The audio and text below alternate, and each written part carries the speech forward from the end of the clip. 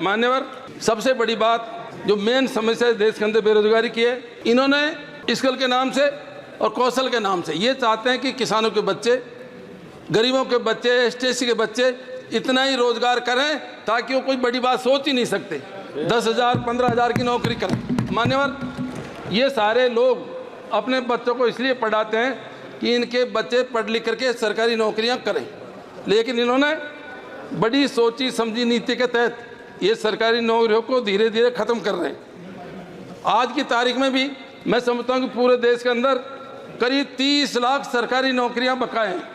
अच्छा होता ये कहते कि आने वाले टाइम में हम 30 लाख पदों को भरेंगे ताकि उसमें हमारे लोग, किसानों के बच्चे, गरीबों के बच्चे, एसटी के बच्चों को नौकरी मिलती और अपना जीवन यापन करते।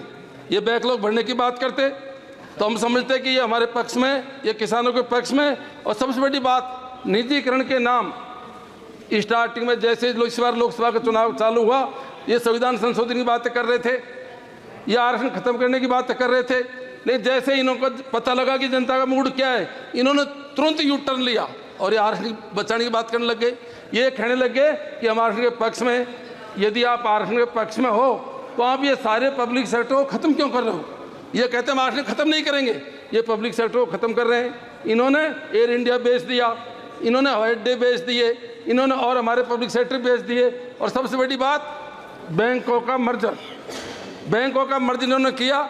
हमें सबको, आपको पता है कि हमारी पूर्व जो प्रधानमंत्री थी देश की, इंदिरा गांधी जी, उन्होंने बैंकों का राष्ट्रीयकरण किया था। और जब बैंकों का राष्ट्रीयकरण हुआ था उस टाइम पूरा देश, यहाँ के किसान सूदखोरों के चक्कर में फंस रहे थे।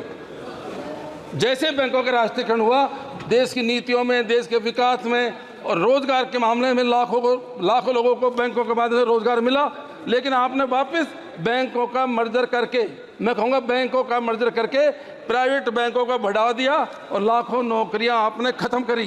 तो यह आपकी इस बात का घोतक है कि आप चाहते नहीं हो कि गरीब परिवारों के लोग नौकरियां लगे। आपने बंदरगाह बेच दिए, बैंकों का आपने मर्जर कर दिया, आपने एयर इंडिया की फ्लाइटें बेच दी, आप सारी जो सरकारी संपत्तियां उनका धीरे धीरे आप बेचते जा रहे हो। सर एक मिनट, अभी सर मेरी मूल बात तो रहेगी, जब पूरी बात बोल दो, बाकी बात छोड़ दो। हाँ सर, मेरी आपके माध्यम से यदि आप वास्तव में हमारा भला चाहते हो तो एक तो जातिगत जनगणना और उसमें जो हमारा कोड है, ऐसे कोड अलग करवा दो। और दूसरी बात, कई विभाग ऐसे हैं जिनमें अभी आरक्षण व्यवस्था नहीं है।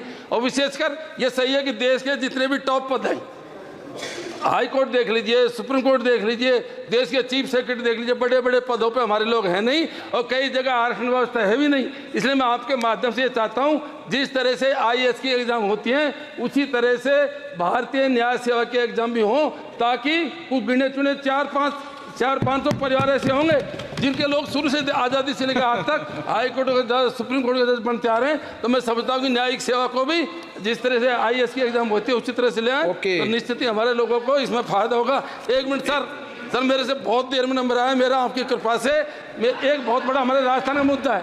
राजस्थान का मुद्दा है, बाढ़ग्रस्त क्षेत्रों का आपने नाम लिया है, सूखाग्रस्त क्षेत्रों का आपने नाम नहीं लिया। हमारे राजस्थान के अंदर सबसे बड़ी समस्या तो पानी की है और पूरी राजस्थान के अंदर एक ERCP नाम से प्रोजेक्ट है, ईस्टर्न राजस्थान कैलाश के नाम से प्रोजेक्ट है। मेरा आपसे निवेदन है, आपकी सरकार जो राजस्थान में थी 16-17 के अंदर, तब ERCP का प्रोजेक्ट बढ़ा करके भारत सरकार को भेजा गया था। 5 साल तो उसको राष्ट्रीय प्रोजेक्ट घोषित नहीं किया गया। और अभी थोड़े दिन पहले जैसे ही सरकार दोबारा बनी थी तो KPC के नाम से उस प्रोजेक्ट का MOU हुआ है। उस MOU का आज हमको पता नहीं है। हमारा जो पहले प्रोजेक्ट था वो 50% डिपेंडेबिलिटी पे था, अभी जो MOU हुआ है वो 75% डिपेंडेबिलिटी पे हुआ है। उसमें हमको पीने का पानी नहीं मिलेगा, हमको सिंचाई का पानी नहीं मिलेगा। आपसे निवेदन है कि उस प्रोजेक्ट को दोबारा बनवाया जाए ताकि हमारा किसानों का